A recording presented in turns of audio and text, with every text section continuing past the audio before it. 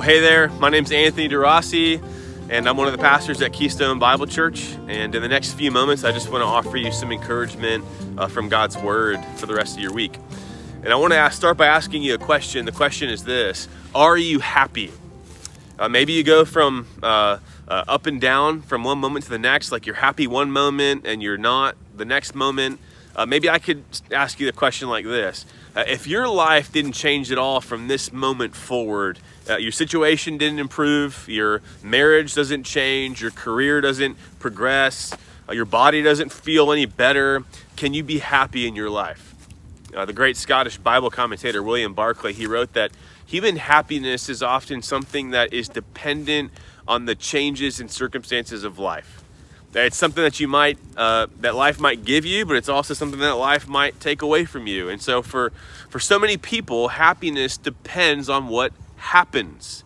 We're happy if certain things happen to us, and we're not happy if certain things don't happen to us. But what if I told you that happiness was something that you could have all the time?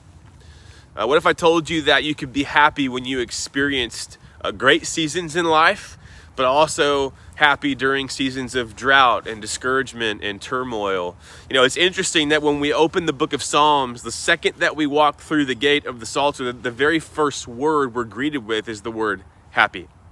Now, some of your translations probably read bless, but this Hebrew word, asher, it literally means happy.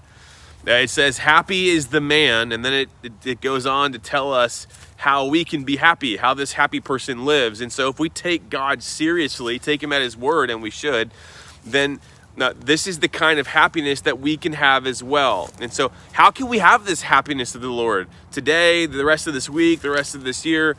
Well, it's by rejecting certain things, and it's by clinging to other things. And so first, notice the negative, the things that we should reject. Happy is the man who walks not in the counsel of the wicked. Walking in the counsel, it suggests a person is listening.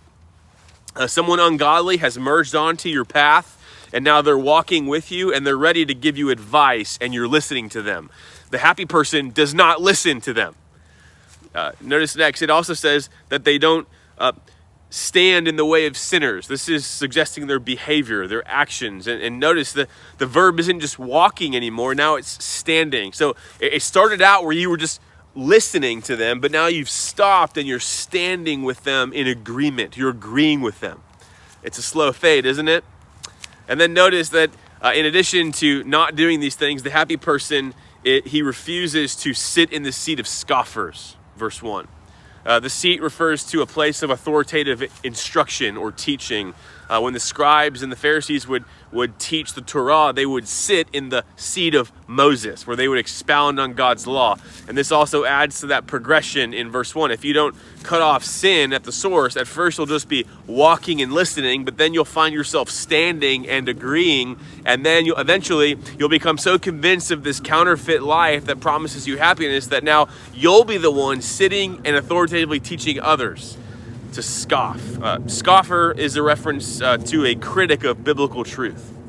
This is someone who sits in the chair and they expound on silly theories of why the Bible is not authoritative, or why you don't need to believe in the resurrection of Jesus to be a Christian, or why Jesus isn't really God, or whatever the latest and greatest garbage is that they're into.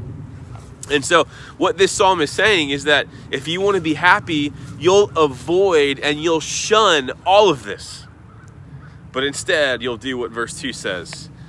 It says, his delight will be in the law of the Lord, and on his law he meditates day and night. He avoids the pressures of the wicked because he knows they don't compare to the pleasures of God. The happy person, he is so consumed by God's word that he actually delights in it. His joy is in God's word. He loves to open the scrolls of God and ponder God's teaching and instruction found in there. And so our prayer today is that you would choose happiness. Let's choose the wisdom of God's word over the counsel of the world, so that our lives will fill with happiness and blessing and overflow out of us into the lives of others, blessing them for the advancement of the mission of Jesus. Well, thanks so much for joining us today. If you would like to make sure that you never miss encouragement in the middle of your week, text the number right here on your screen, and we'll make sure that you receive encouragement right to your phone every Wednesday morning. I hope you've been encouraged by Psalm 1. I certainly have. And we look forward to seeing you right here next week on Midweek Morning Encouragement.